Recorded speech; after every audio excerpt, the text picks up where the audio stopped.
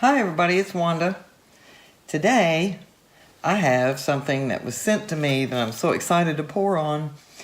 My friend who sent me the metal that I welded up for the clock has sent me 9-inch circular pieces of aluminum that are 1/8 of an inch thick. So I'm going to be making those into clocks, and I still have to drill a hole in this one. I thought I'd wait until after I had gotten it all painted. But what I did was I covered it in contact paper on the back, and I left it to overhang so that it will catch the paint. Hopefully I can drain enough of it off by doing this that it won't puddle all the way around, but it'll keep it from getting on the back. So, and on the back, once it's done, I might put another layer or put some contact paper that's really pretty on the back side of it after it's finished. But first I want to pour it. This colors that I'm using, I've already got my cup going, is Prussian blue. This is that Anita's Pearl Metallics, and it says it's blue, but it looks green in the bottle and when it's mixed up. This is that gorgeous color that I get from Target every now and then that I mix up, and I mix all of these, 1 part paint, 2 parts Floetrol, and it's a sky color. And then this one is one of my favorite colors, which is Folk Art Ice Blue, and that's a metallic. So I made them pretty thin. I hope that wasn't a mistake. And I tried to layer them, but that Anita's sunk on me as I was layering. So I'm going to try a wandering ring pour, but I'm going to go straight across. So I'm not going to wander around. I'm just going to go straight down. So we will see how this goes.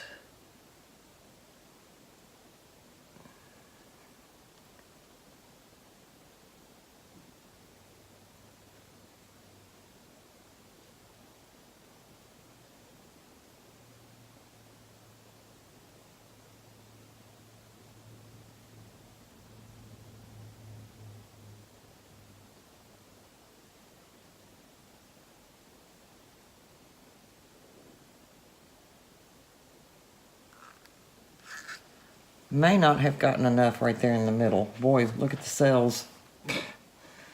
I really didn't particularly want cells. So I'm just going to tilt it side to side, see what happens. I hope I have enough paint down here on that end.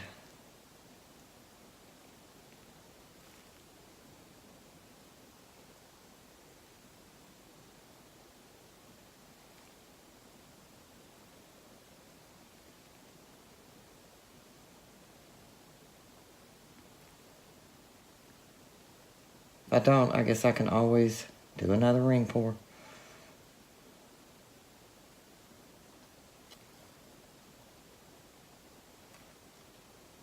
Tilt it back down a little bit so that that edge will get some coverage.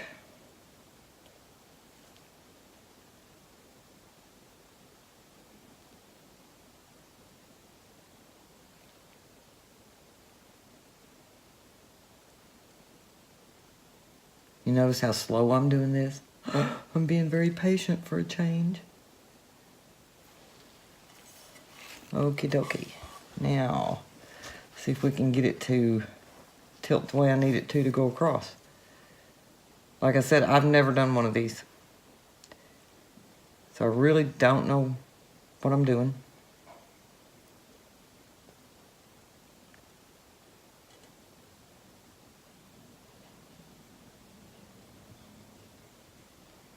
I think I made it too thin.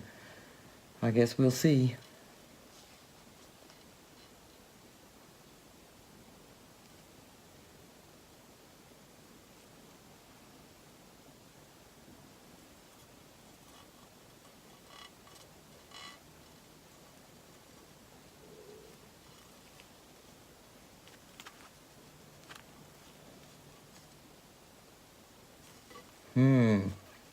Contact paper might be helping me keep my paint spread out a little bit. Go a little further.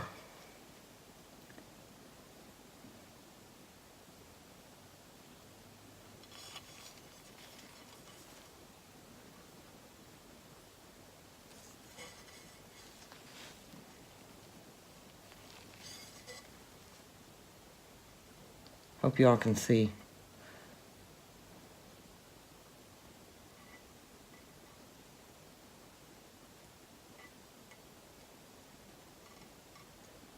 Yay! I think I did it. I want to bring it back this way a little bit. Get some of this off. Let that run off.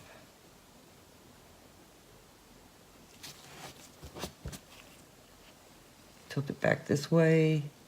Well, that's a weird looking thing right there. Tilt that off.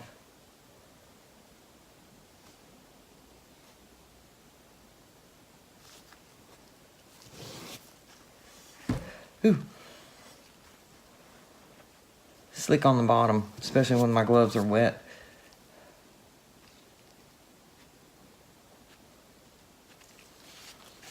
Okay, I really want to tilt it back this way some.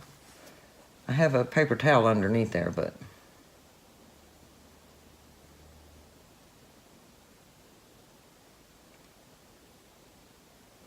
I really don't like that thing. What is that thing?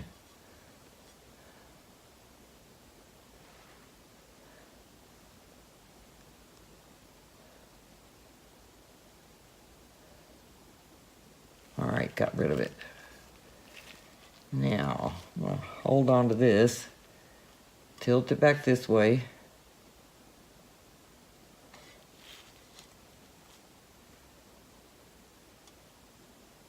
A little bit.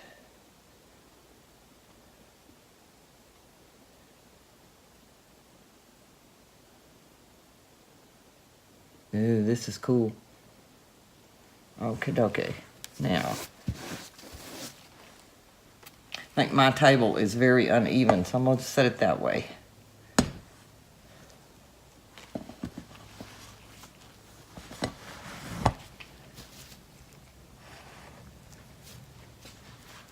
So, I don't mind this right here at all. I think that's fine. I'm not particularly crazy about that dot, but you can't be too much of a perfectionist. I like these little swirls right in here. I hope that covers the edge of that metal. I did not prime this because when I primed the clock, it seemed like the paint didn't cover as good as it did without primer. But now I see that it almost looks like I've got the aluminum showing all around the edge. So I'll have to be careful and not do that. Pull it down some and let it drain off. So this is experiment number 1 with doing a ring pour on a new aluminum circular cutout that I have. So these are gonna be fun. He sent me like, I think it was 13, 15, something like that. And so I got enough to play for a while. And all I had to do was pay shipping on them. So, I'm really excited. I think I like these colors. Woohoo! And that's all pearls or metallics except for that Prussian. But having that Anita's in there, that stuff put out so much iridescence that I think it's going to all look shiny when it's dry. So, thank you so much for watching. I hope you enjoyed this one. You could use a wood disc in place of this. I'm sure that you can find those like wood plaques at Michael's and Joann's and Hobby Lobby, or maybe get some MDF, and even a 1/4 inch thick MDF would make a great clock, and have somebody cut it out for you, or keep an eye out when you're in the thrift stores and see if you see something that's circular, that's wood, that's a plaque from back in the day or whatever that you could use. I mean, you can pour paint on just about anything. So thanks for watching. I hope you enjoyed this video, and come back and watch me again. Thank you to everybody who's subscribed. I've almost got up to 500. I'm so excited. So thank you so much for subscribing, and I'll continue to bring you some stuff, hopefully, that you'll find fun and interesting and something that you would like to do or that you learn something from. So thanks again. I started editing and realized that I had not done a close-up for you guys. So I'm going to bring you in. It has started drying a little bit on the edges. And you're going to get some shadow off the phone. But you can see, I hope that when it dries, it still shows these pretty lines with that dark color in it. That one little solid spot up there looks kind of weird. That's, I guess, where that paint popped through. That was that Anita's that kept sinking on me. But here it is up close. It's got a lot of little speckles in it. I'm sure that's from that Anita's, you know, sinking on me. So thanks for joining me, and I'll post a picture at the end of it dry. Thank you. Hi everybody, I just want to take the back off of this and let you all see how it turned out and show you my little leftover paint one that I did. The metal's actually showing through right in here. So it was kind of thin paint. I guess that wasn't such a good outcome. It doesn't look horrible. I might be able to touch it up. I don't know, have to wait and see. And so now it's the big reveal.